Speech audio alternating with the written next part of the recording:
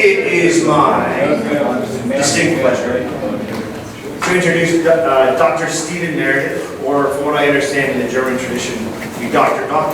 Stephen Meredith.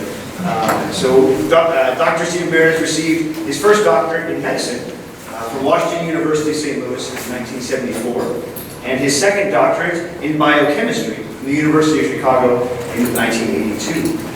In continuing this tradition of multiple competencies, he is professor in the Department of Pathology and of Biochemistry and Molecular Biology and of Neurology at the University of Chicago, as well as associate faculty in the Divinity School.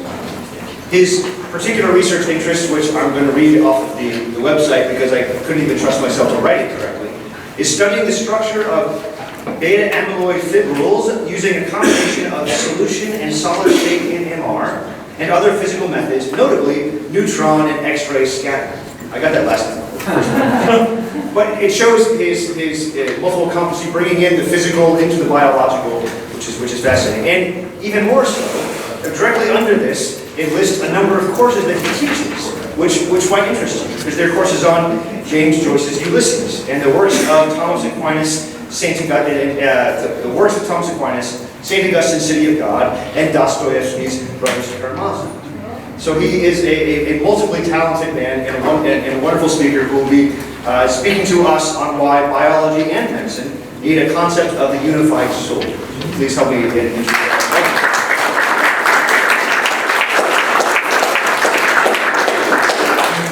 Very complimentary introduction. We'll see whether I'm competent or not. But thank you for the introduction. I have to apologize for my voice, because I'd like to say the surgeon recently slit my throat with my permission.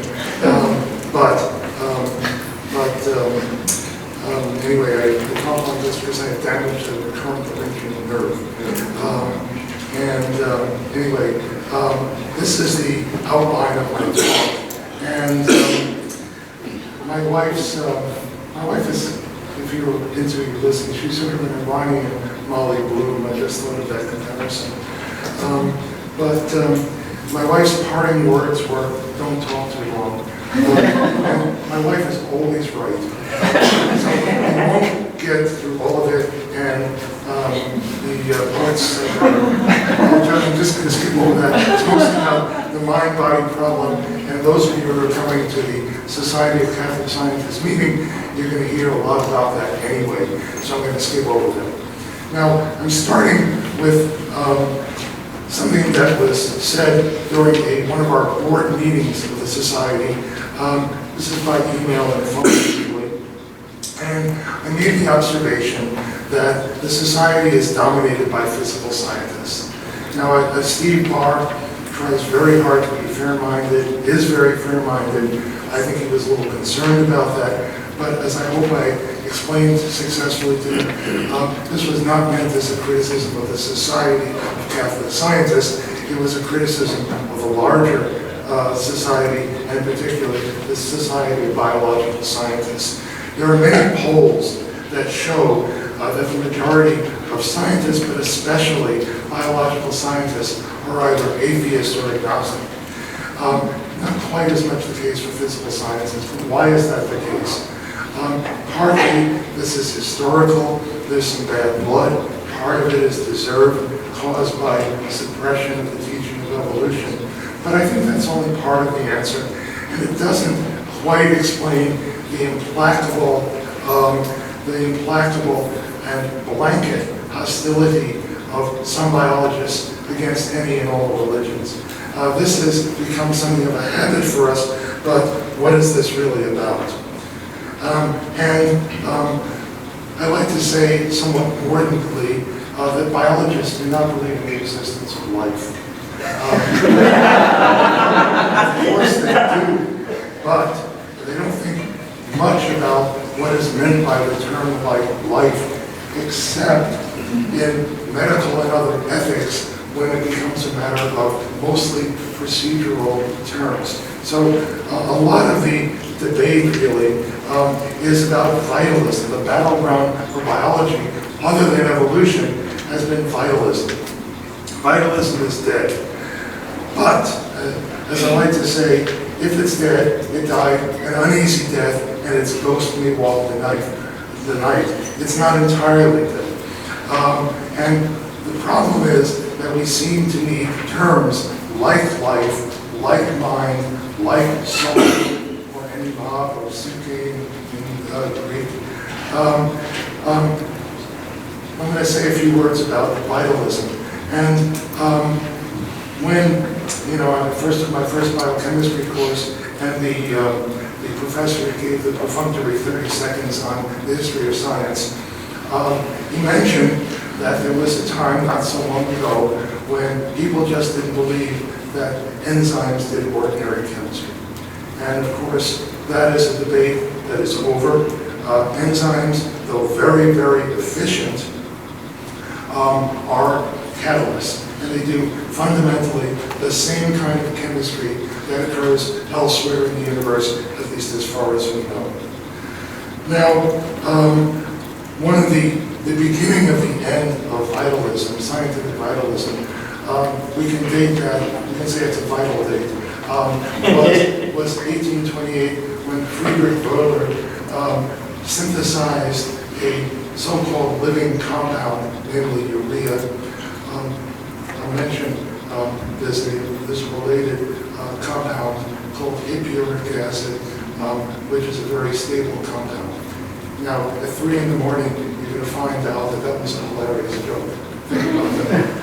Okay.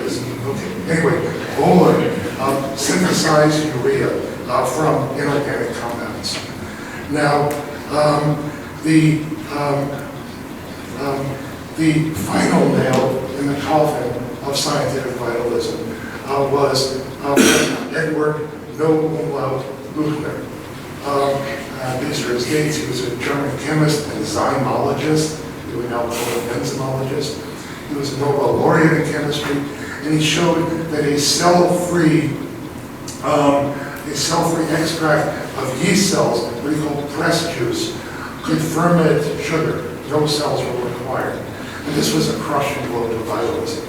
There is, by the way, the other Buchner, who is Ernst Umlaut Buchner, and he's the one, the industrial chemist, for whom the Buchner funnel and flask were named.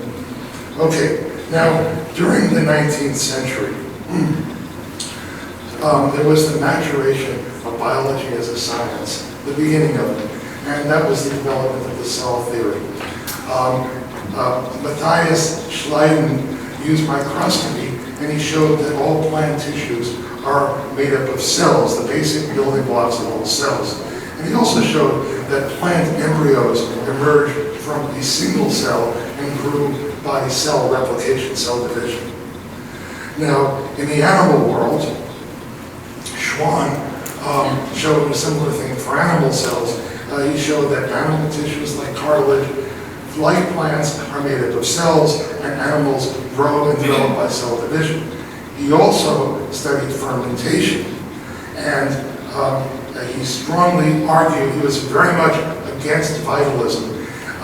He was a foe of vitalism. Why explain biology with some mysterious life force when ordinary chemistry and physics would suffice? And so he was against any kind of vitalism. Now, of course, the biggest name in the study of fermentation in the 19th century was Louis Pasteur. He studied many things, was a great scientist, of course, studied vaccination, developed a vaccine against anthrax, developed germ theory. He would discover the chirality of organic compounds, optical activity.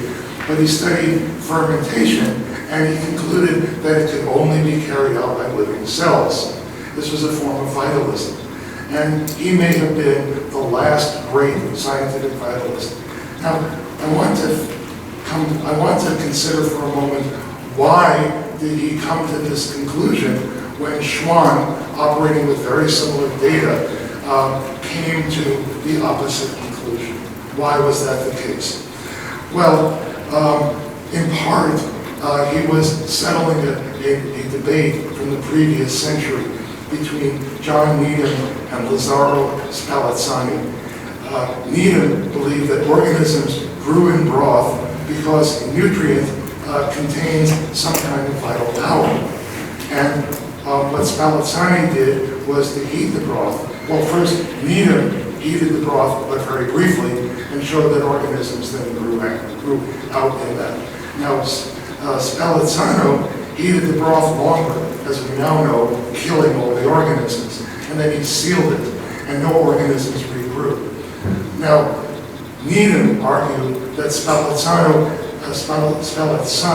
had destroyed the vegetative power of the broth and the air that was sealed in the flask by the extensive heating. So what Pasteur did, which was both against spontaneous generation and in support of the germ theory, was he invented the famous swan neck flask, which is shown here. If you heat and let it sit, no bacteria or other organisms will grow. If you break off the neck of the flask, making no change in either the air or the broth, the bacteria will grow. The swan's neck prevented the entry of organisms into the broth. So Louis Pasteur's, this is a pasteurization experiment, as we would now call it. It illustrates the fact that the spoilage of liquid by microorganisms was caused by particles in the air that were blocked out by the swan's neck, and they were important. This was important evidence in support of the germ theory of disease. Now, what's the current status? Now, I'm going to date myself a little bit here by making a play on an ancient TV show. The name will be changed to protect the guilty. This is something I found on the web, and there's many, many more like it. More offensive to me as a physician is the idea of vitalism. This ancient principle says that the difference between living and non-living things is some sort of non-material vital force. As the natural philosophers of the last few centuries became more sophisticated, they worked with this assumption and tried to define it scientifically. My comment. Sophisticated, is that the only thing that's changed? I don't really think so. I think the problem here is that this is just a declaration of dislike of vitalism. It's not actually an argument. Okay, so I'm going to give 3 arguments about vitalism, and then I'm going to move on to one theory of vitalism, which is that of Henri Bergson. So the first thing to say about wrong with vitalism is that it's a negative statement that tries to prove a negative, which is extremely difficult to do. Some forms of vitalism, they really basically say what science can't do. And not only don't we know, but even if we didn't know, it would be hard to prove what it can't define in life. It may be the case that that's true. There are some philosophical, not scientific reasons against something like a life force. But to say that there are life processes that cannot be accounted for by ordinary physics is proven in the past to be a very dangerous thing to say. Those are very famous last words, as they were for Pasteur. The problem, I think, is a logical one, trying to prove what cannot happen, trying to prove a negative, trying to prove what doesn't exist, what will never happen, is very, very difficult and not possible. It's something like saying that black swans don't exist until, of course, they do. And they do. Okay. Second problem is that vitalism seems to be contentless. To a scientist, I'm talking about scientific vitalism, a force is a force only if it can be measured. And we might say by analogy that if a tree falls in the forest and no one hears it, yes, the molecules of air have vibrated, but there's no sound. Okay, so as I said, the example of vitalism that I'm going to mention is that of Henri Bergson, who coined the term élan vital. in his book, Creative Evolution. Now, the problem is that to call this a life force is maybe a bit of a mistranslation, but it's probably more like a life impulse. But this idea has been criticized, for example, by Julian Huxley, grandson of Darwin's bulldog, Thomas Huxley, who said this: to say that biological progress is explained by the élan vital is to say that the movement of a train is explained, in scare quotes, by an élan locomotive, or of the engine. Now, another example of the potential contentlessness of élan vital is from Moliere's play, Le Malade Imaginaire, the hypochondriac. There's something I identify with, which is the giving of a diploma to a medical doctor. And I went through it, and it was not exactly like this. But here's this macaronic Latin-French combination that is essentially untranslatable. This is a picture by Daumier of the imaginary, the invalid. And of course, since it's untranslatable, I'm going to translate it. You asked me, and the reason that opium reduces sleep, to which I answer that it has a dormitive power whose nature puts the senses to sleep. I mean, that says nothing. That's the point, okay? Now, the third problem with life force, or élan vital, however you want to translate it, is that it could be, it seems at first like a category error, because it seems to dress up a formal and final cause as if it were a material and efficient cause. And here I give a fine example of that.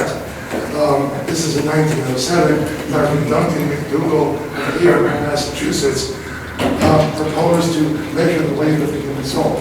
What he did was he took patients who were dying of tuberculosis, and he suspended their bed on a sensitive scale, and as they gave up the ghost, he measured the weight of the ghost. And that was the weight of the soul. Okay? How much did they lose? Now, he got pilloried, absolutely pilloried in the press for bad science, and he deserved every bit of it. However, bad science was the least of his problems. The biggest problem was bad metaphysics, because he mistook a formal cause for a material and efficient cause.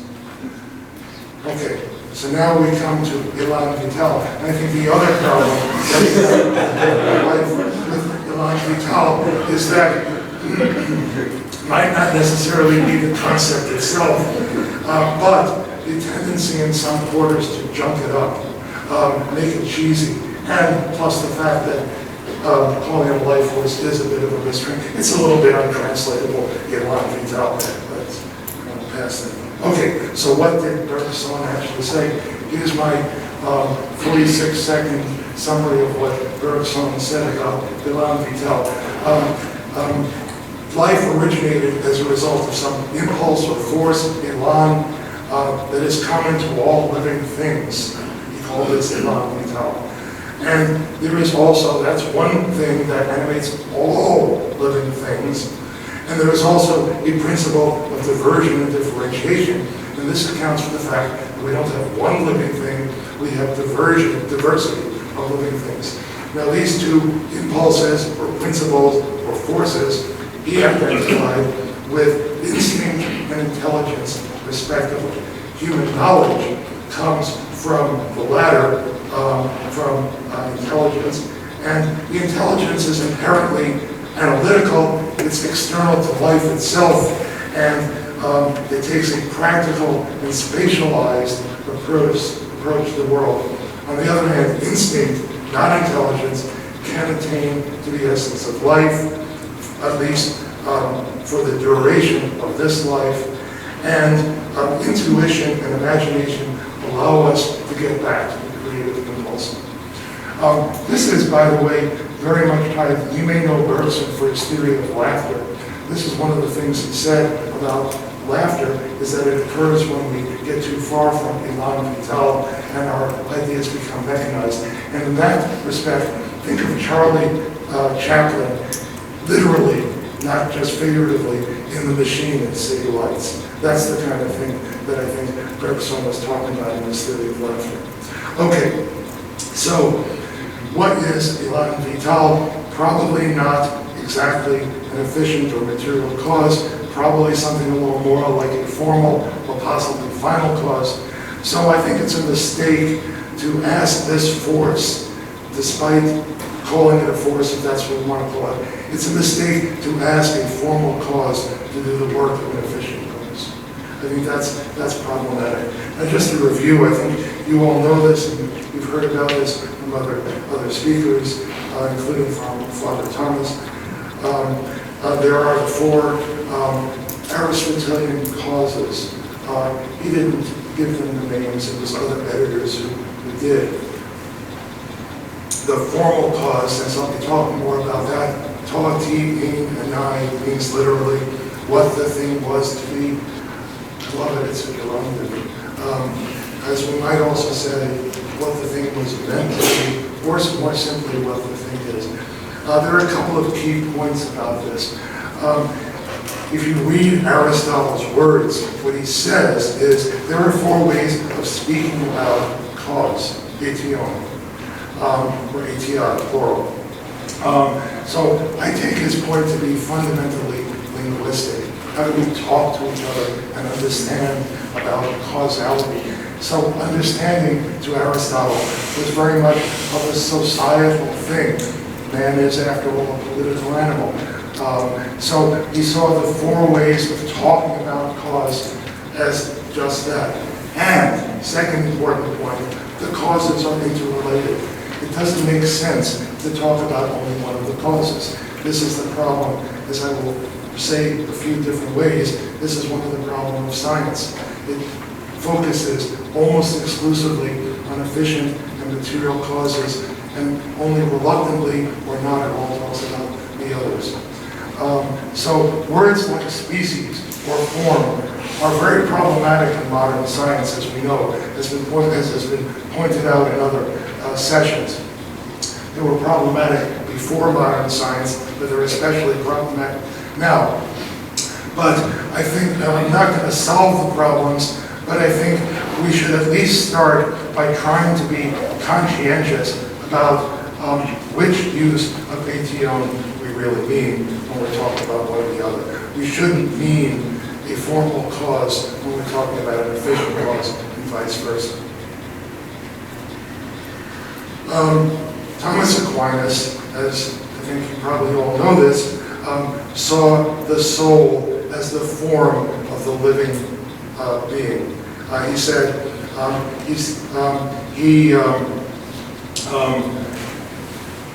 when talking about life, we can talk about all the different causes, and in talking about the soul, like life, I think it's words that we still need. He started addressing the question of what the soul is in much the same way, a completely parallel way to how we began to discuss God.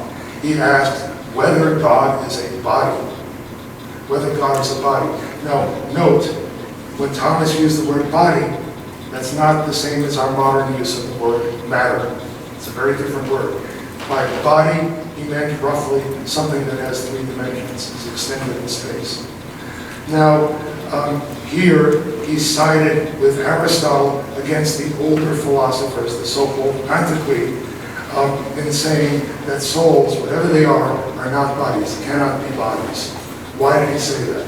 He said the philosophers of old, the antiquity, not being able to rise above their imagination, supposed that the principle of these actions, life, was something corporeal. For they asserted that only bodies were real things, and that what is not corporeal is nothing.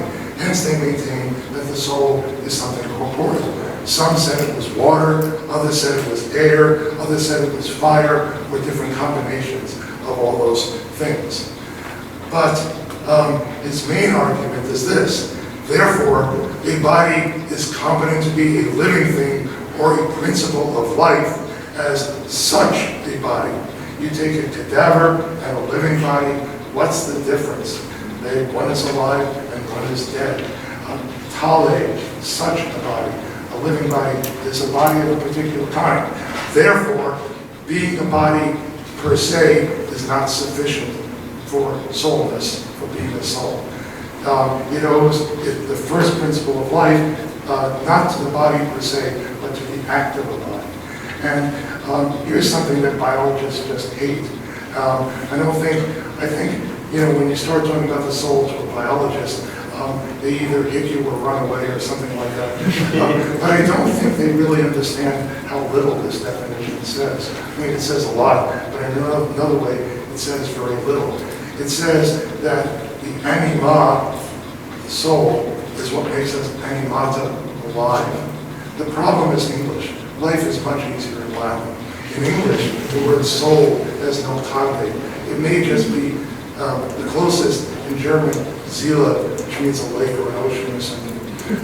But to say that anima, soul, is what makes us animata, alive, doesn't explain really a whole lot in many ways, certainly not in the ways that scientists think of it.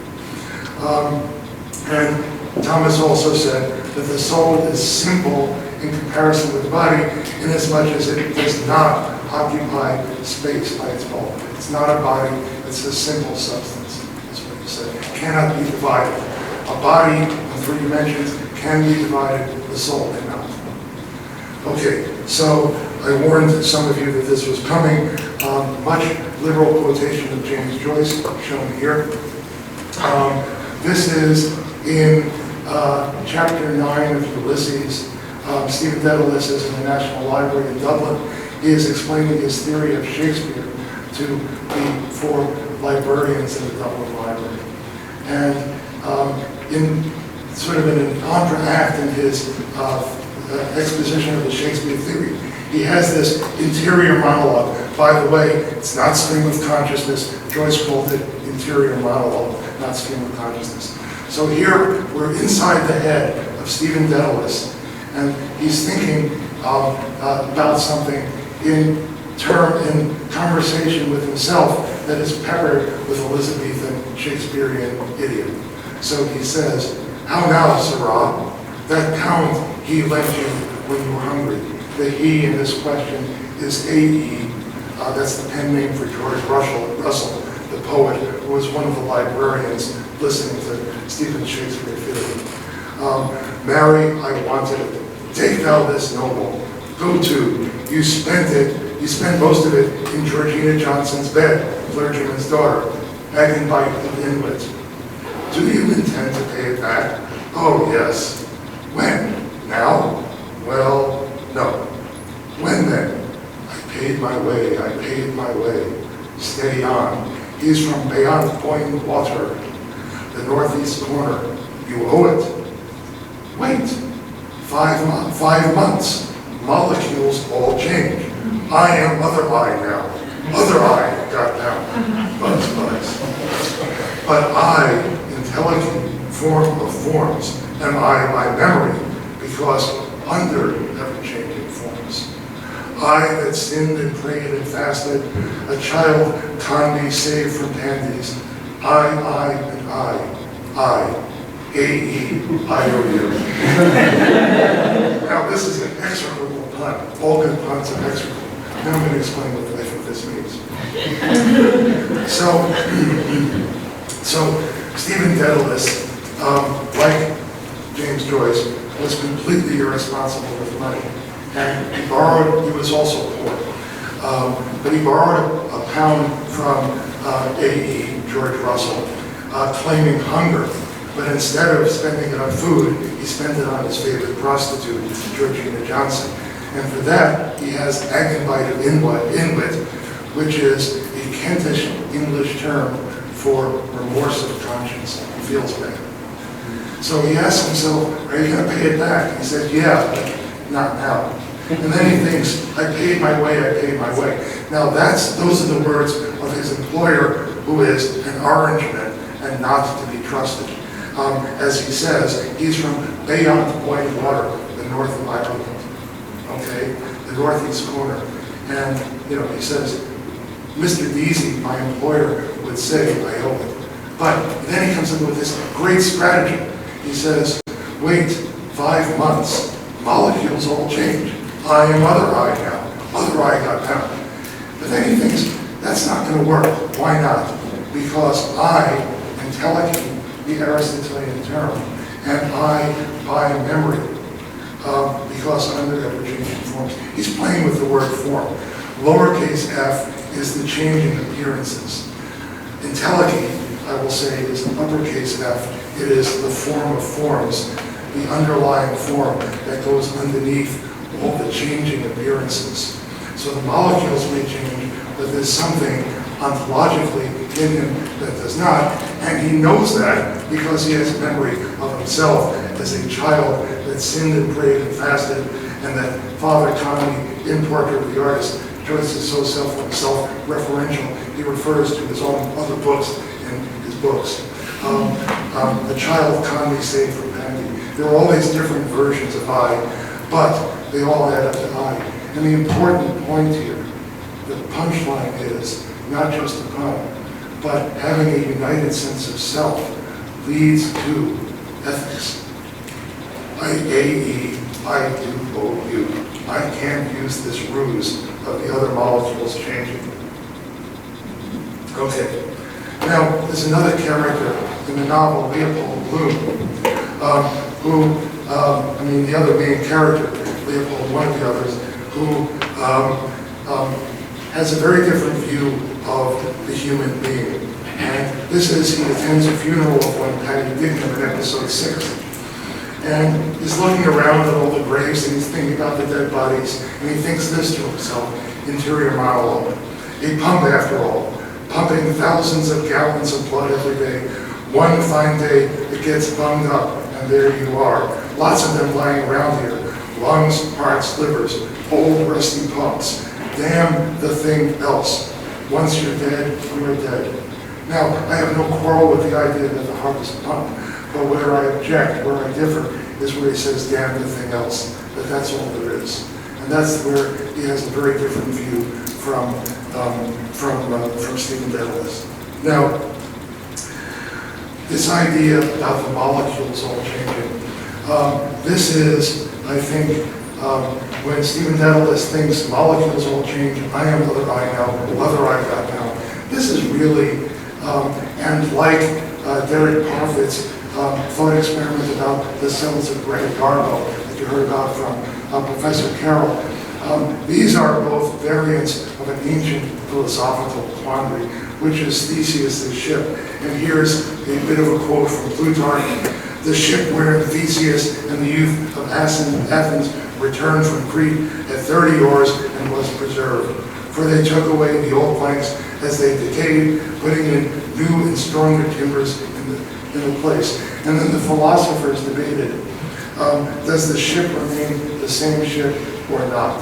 And that's the fundamental question.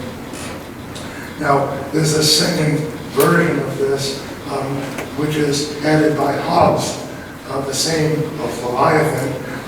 If the original planks were gathered up and used to build the second ship, which ship, if either, would be the ship of Perseus?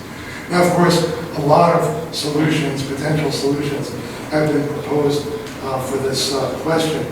And I think they're all really variants of the question, what makes a thing to be what it is? Or what is the essence of a thing? What is the form of a thing? I'm going to give an Aristotelian answer that would consider the four causes. The material cause of the ship is really what has changed. The final cause presumably has remained about the same. The ship still functions as a ship. Likewise, the techniques used to put in the original planks are probably pretty much the same as were used to put in the first planks. So the efficient cause hasn't changed. What's really changed is the formal cause. What has not changed is the formal cause. The form or design of the ship remains the same, even though the matter used to construct the ship has changed. Now, the problem is biology. Biology is what causes a fly in this nice ointment. This is very amusing novel. It was made into a movie with Tony Randall, believe it or not. And one of the characters is not a major character, but he's the lawyer Frank Tull. And he is described by Charles Finney, the author, as a man of many artificial parts. He had bifocals, false teeth, a plate in the skull, a prosthetic leg of metal and fibers, a platinum wire replacing his humerus. He receives weekly injections of mercury or salver sand. Does anyone know what that's for? Okay, I'll tell you later. But today, he might have a kidney transplant, a bone marrow transplant, a liver transplant, a heart transplant, even a brain transplant. And would he be the same person? By the way, at dinner, someone asked me to tell you a great joke about brain transplants. The point is that here we get a more complicated, maybe qualitatively different version of the ship of Theseus problem. Because it's not just parts, it's artificial parts, transplant parts, novel species, hybrid species, real chimera, real artificial species. What about artificial intelligence? These pose very serious problems for our understanding of what a species is and what a form is. I'm not saying they're insurmountable, but they pose problems. Okay, so now I'm going to listen to my wife, and I'm going to skip all the stuff on the mind-body problem. And this is a philosophy philosophy movie. If you see something you want to ask about, we can talk about it later. Okay, so we'll pick it up here. So in Thomas, in talking about the human soul, I think, the problem with hylomorphism, not problem, but maybe where it doesn't go quite far enough, is that it doesn't really explain the difference between human beings and other animals. I mean, other animals are subject to the same hylomorphic principles as human beings. But what's the difference between a human being and another animal? And Thomas Aquinas said that the human soul is special. It's a rational soul. And he said that the human soul is the highest and noblest of forms. Wherefore, it excels corporeal matter in its power by the fact that it has an operation and a power in which corporeal matter has no share whatever. This power is called the intellect. So this is Thomas's famous or infamous notion that the intellect does not have a corporeal organ. And this is what he says here. I'm not going to take the time to read it, but he had an argument which has been taken to task, and I'm not going to go into it, spend the time to go into it. It would be very interesting, but we have to move on. Now, one of the questions when I first read this was, what did Thomas know about the brain? Did he know anything about the brain? Or did he think perhaps that the mind was somewhere else or nowhere else? And just to settle that particular point, he did know about the brain. He learned about it from, among others, the great Persian, Arabic natural philosopher Ibn Sind, whom he referred to as Avicenna in Latin. And Avicenna described a pathway from the external senses to the intellect, which seemed to occur through the flow of fluids through different chambers of the brain, what we now call the ventricles. What do we do with neuroscience? And here's a lovely creature, which is 1962, Eric Kandel did a residency in psychiatry, as did Alois Alzheimer, by the way. And then he went to Paris and he studied the marine mollusk Diplegia, which is shown here. And what he realized is that simple life forms can teach us a great deal about our complicated brain. They have mental phenomena of a sort like sensitization, classical conditioning, operant conditioning, and he studied, here's the nice little mollusk, and he studied the ganglion of the mollusc, which is dissected out here, the central ganglia, which is kind of a brain, if you will.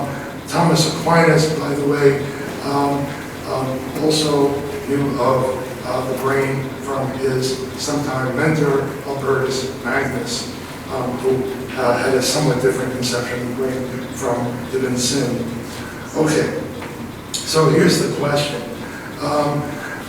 Why did Thomas think that the intellect did not have a corporeal organ? Candell and many, many others since then have shown neurological events and neuronal events occurring as creatures learn. Yes, the mollusks, but also human beings at this point.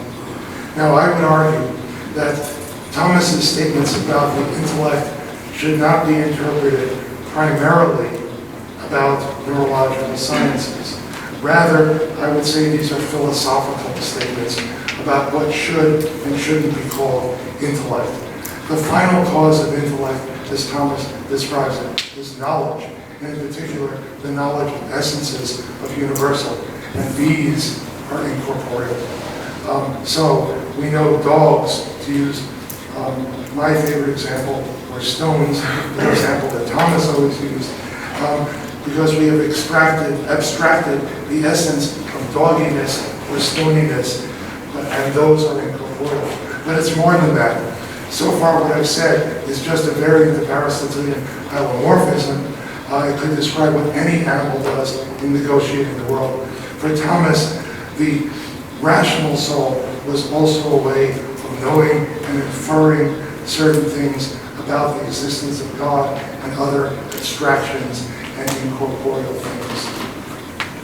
So our question now is, how far back does thought go?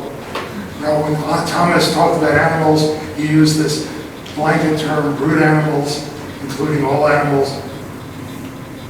As a dog lover, I prefer to talk about E. coli and C. elegans and the like. And I think the question was, where was knowledge before there were human beings? Did it exist? Do E. coli think? Did the post-Big Bang plasma think? Now, you may know that there's this book by Thomas Nagel, and I would say, and in it he makes an interesting argument. I think some people sometimes get the right answer for a wrong reason. So here's my example of getting the right answer for a wrong reason. I was taught this in my math class, which is why I became a biologist, not a physicist. So you take the number like 19/95, and you cross out the 9s, and lo and behold, you get the right answer. So it's possible to get the right answer for the wrong reason. I would say that Thomas Nagel got the wrong answer for the right reason. And he argues that thought and value are real features of the world, not just byproducts or projections of subjectivity or desires.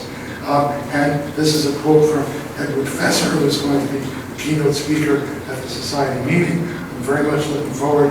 But as he points out, this is an Aristotelian thesis. I would add that it's also a Thomistic thesis. And this would probably not please Mr. Nagel to hear, because inexplicitly, to me at least, in the last pages of the book, he outs himself as an atheist. And I don't know how he comes to that conclusion, but he does. Okay, but we'll leave that as it is. We'll go back to,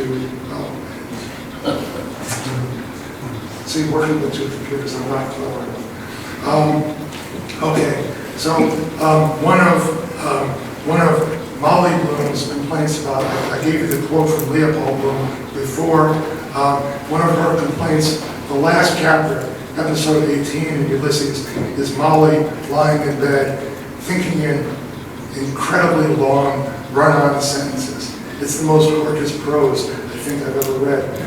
But anyway, one of the things that she complains about her husband is that he's an atheist, because he never goes to church, mass, or meeting, he says, your soul, you have no soul inside you, only gray matter.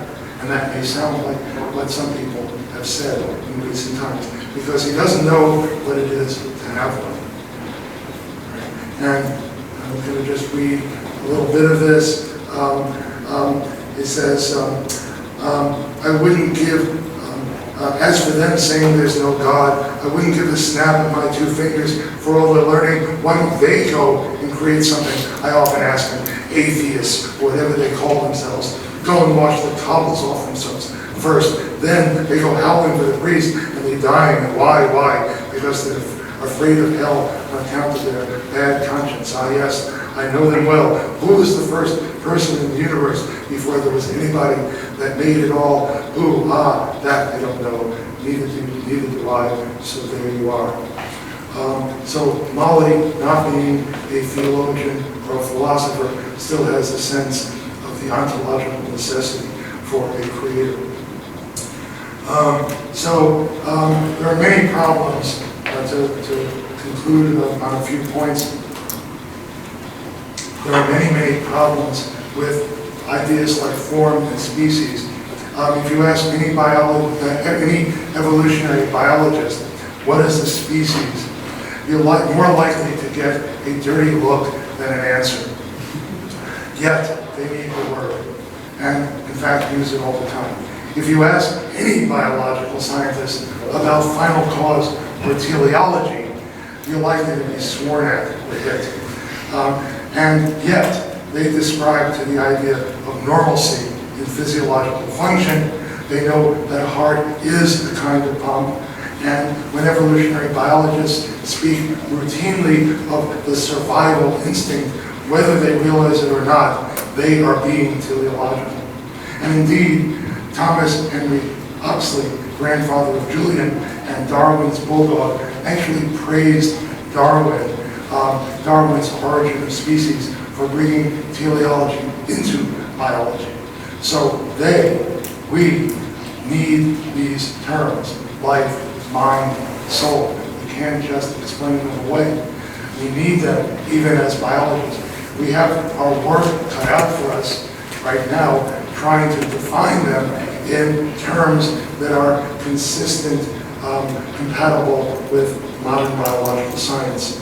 Now, coming back to this quote from Stephen Dedalus, when he says, I am by memory, this is not a purely Lockean view, because he's also speaking in terms of ontology. I bring entelechy into it. I think it's also Stephen Dedalus trying to make a narrative, which Dedalus, as a nascent artist, is always trying to do. But I think one of the main points in Ulysses is the universality of this process. Even Leopold Bloom, as one of the characters, remarks of him, has a touch of the artist about him, as one of the characters says. Now, why does it all matter? Because I think why I like to think about this whole mind-body problem, have been thinking about why it matters, is that without form, without the soul, that is, it's very difficult to define personhood. And without personhood, it's very difficult, if not impossible, for there to be morality. And I think it raises the question, why should a machine care what is done unto others? I raise this as a question. My guess is that a machine doesn't care. But it's an open question. It's possible that a sufficiently complex machine would care, though I'd rather doubt it. But I think that's what's at stake here. That's why it matters. Now, when I'm not thinking about James Joyce, which is about 30 minutes between 2 and 3 in the afternoon, I think about Alzheimer's disease and beta amyloid. And this is a normal brain on top. It's normal except for the fact that it's outside of the head.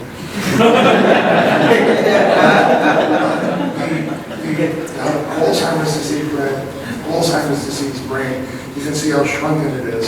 It's lost a lot of neurons. And now we're going to make a sagittal cut through this area here and see what it looks like. Here are the ventricles, these big holes in the center, which are way too large. Sagittal section of a patient with Alzheimer's disease. And these are the lesions defined by Alois Alzheimer in 1906. On the left is the neuritic plaque, which contains that protein beta amyloid that I studied. On the right is a neurofibrillary tangle that contains another aggregating protein called tau. We call people who study tau, we call them Taoists. This is some work from about more than 20 years ago, in which we used solid state NMR to define the fundamental structure of beta amyloid fibrils, which is the parallel in registered beta sheet. But what I'd like to say is that molecules, however fascinating, should not allow us to forget this, which is the human face of Alzheimer's disease. This is a patient named Augusta D. This is the patient that Alois Alzheimer interviewed, studied for 5 years until she died. And I think she has a forlorn expression on her face. She really doesn't know what's happening to her. And I think the importance of memory and the soul and the intellect, although it doesn't completely define the person, it's somehow critical for the person. And we must never forget that point either. We recognize that to some extent. Death is now defined not by the EKG, but by the EEG, not by cardiac function, but cerebral function. This is a procedural thing. I don't think it's extremely deep, but it is a tacit acknowledgement, even if the doctor in question is an atheist or agnostic, that the soul and personhood matter, that the person is not really a machine with a cardiac pump that can get pumped up. And so I think when we think about metaphysics, we need to include science. The metaphysics should not be the metaphysics of the gap, playing on the term God of the gap, coined by the theologian Henry Drummond in Defending Science. And I will close with this quote from Dietrich Bonhoeffer. This is a letter he wrote from a Nazi prison. How wrong it is to use God as a stopgap for the incompleteness of our knowledge. If in fact the frontiers of knowledge are being pushed further and further back, and that is bound to be the case, then God is being pushed back with them in metaphysics, out of the gaps, and is therefore continually in retreat. We are to find God in what we know, not in what we don't. Thank you.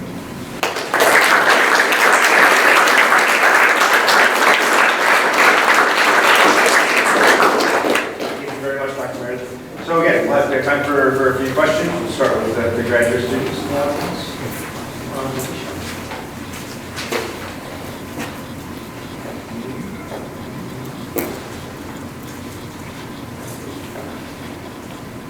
So I guess I'll throw a question out. When you come on, when you so I guess.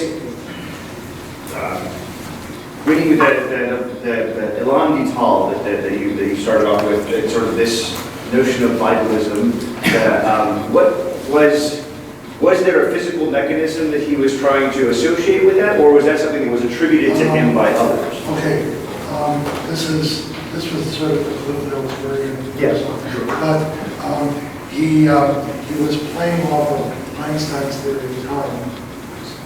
He actually started out life as a and one of his famous students, by the way, was Marcel Proust. Marcel Proust took PhD in philosophy, so very concerned with time. His novel was In Search of Lost Time. So he was playing off Einstein's theory of time. He says that time is not a constant, but a very complicated duration, and he felt that Elan Vital was something that operated within the context of this complex notion of time that drives evolution.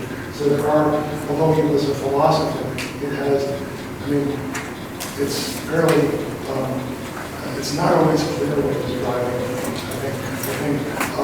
but I think it's kind of a gold line that we should all take into very much. Do you think of helomorphism as a kind of vitalism? No. No. Any other question? You asked if Dr. Meredith thinks of hylomorphism as a form of vitalism. No, I don't.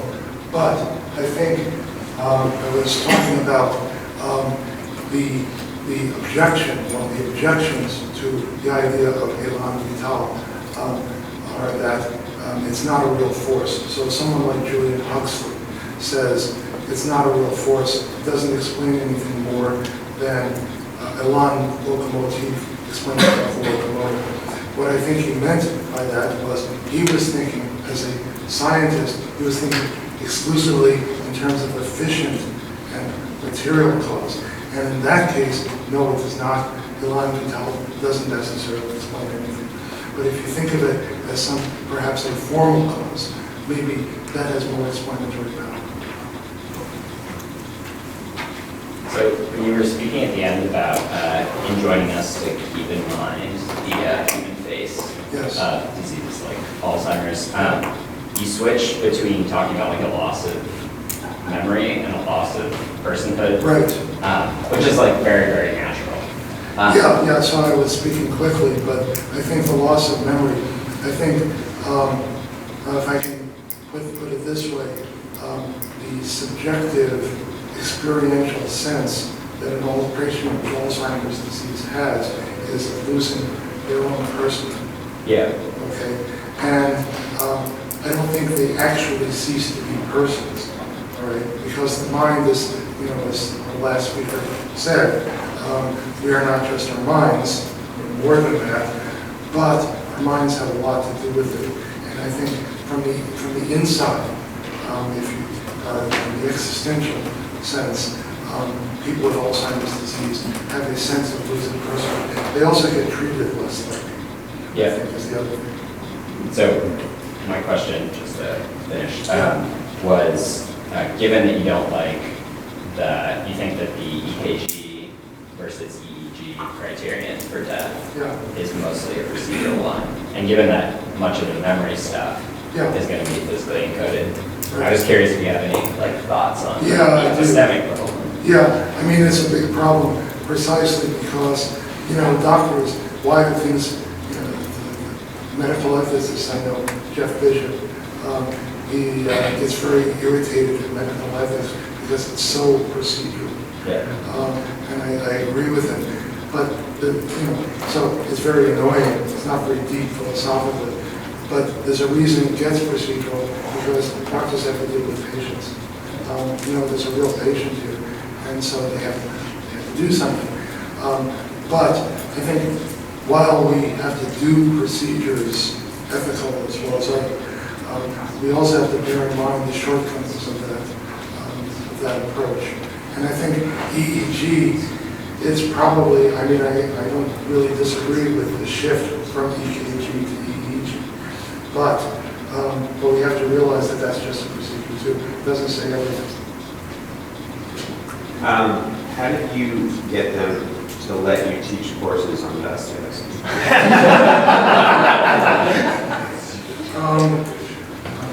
It's a long story. I made a joke about brain transplants. I'll tell you that too. But that requires explaining Scotch names. Yes. Or bourbon. Excellent. Is the joke about brain transplants, you can't say it in polite company? I'll say it now. So it's not like that. So this guy was giving a tour of then the University of Pittsburgh, which is in the forefront of transplantation medicine. And he was showing, okay, here we have kidney transplants, and here we have heart transplants, and we have bone marrow transplants. And we're starting to do brain transplants. And the visitor is very interested. And he says, really, you have to do brain transplants? And the guy says, yeah, we do it by different levels. So you get an ordinary brain, it's $100 a gram. Then we have academic brains. If you have a student brain, it's $500 a gram. If you have an instructor brain, it's $1,000 a gram. If you have an assistant professor, it's $2,000 a gram. Associate professor, $4,000 $5,000 per gram, full professor, $10,000 per gram. And we have this this Dean's brain, that is $50 million a gram. And the visitor says, $50 million a gram? The guy says, do you have any idea how many Deans it takes to get a gram?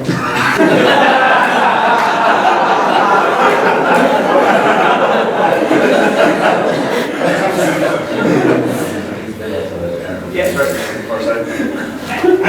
I wanted to go back to what you said at the beginning about the atheism of the biologist. And I just wonder how much of the atheism of the biologist is due to some type of historic memory of things done bad to them in the past, and how much of it is due to, which I really ascribe it to, the desire to do things which are ethically condemned by most religions, like abortion and experimentation. I think it's, I think it's not one thing. I think part of it is, not being able to teach evolution. I think that's genuinely part of it. And it's different people with different reasons. How many biologists have run into in their career the forbiddenness that I have. But I mean, at the university, Yes. they don't let you teach evolution. No, they do. But for example, this is not anyone from Tennessee here? Okay. Anyone from Arkansas? My graduate student, one of my grad students is from Arkansas, in the hills of Arkansas. We're talking about Chicago, okay? I gave this talk to science teachers in the city of Chicago, and they are not allowed to talk about evolution in Chicago. Yeah, but does that explain the university professor being an atheist? No, it doesn't explain it completely. It explains it in part. I think it does.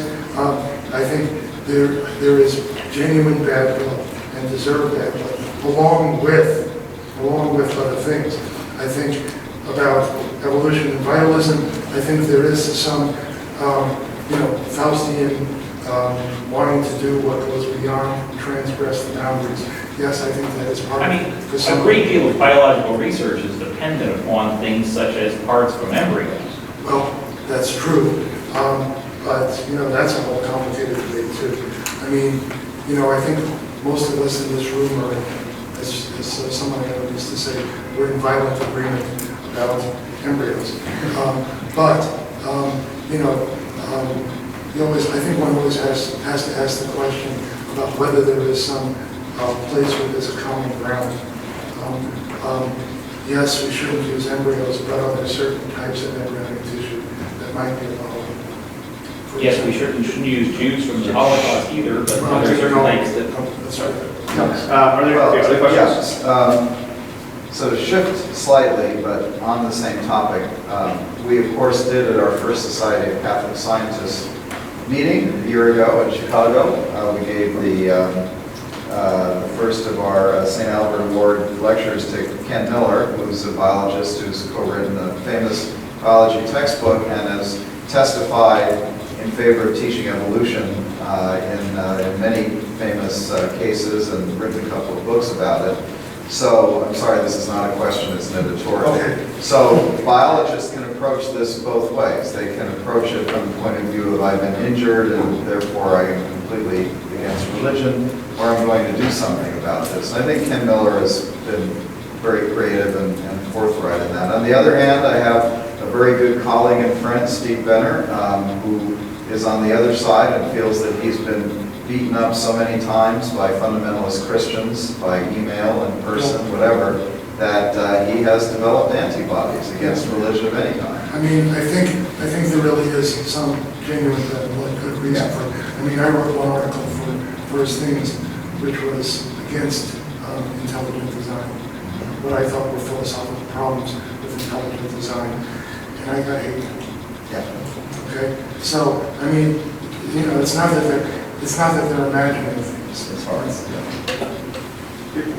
I think this will be the last question for Dr. Meredith, and then we will take a short break. Go ahead, please. If I could just ask one clarifying question. So you mentioned that Thomas states that there isn't a corporeal organ inside of the intellect, and as such, like none of the powers that are proper to the intellect correspond to any corporeal organ. Right. Do you see that as a sort of the God of the gaps explanation? And if No, not, no, but it's not a very clear explanation. If you read what his argument is in the Summa at least, but he also says similar things elsewhere, that the intellect can perceive universals. And if the intellect had a bodily component, it wouldn't be able to see bodies. He makes a couple of physical analogies. Bitter tongue, the bitter tongue of the patient, everything would taste bitter. If you look through a colored vase, everything would look like that. He makes arguments like that. I think they're not very good arguments, to be honest. I hate to say that about Thomas Aquinas, but I really, and there have been card-carrying Thomists who have taken Thomas to task for those arguments. I think it's a very problematic one. I mean, I think the best thing you can say about it is that what he's making there is not a statement so much about the brain as about the knowledge and the intellect, that these are equivalent. But anyway, that's my thought. I don't know if I've clarified this. Let's thank Dr. Meredith one more time.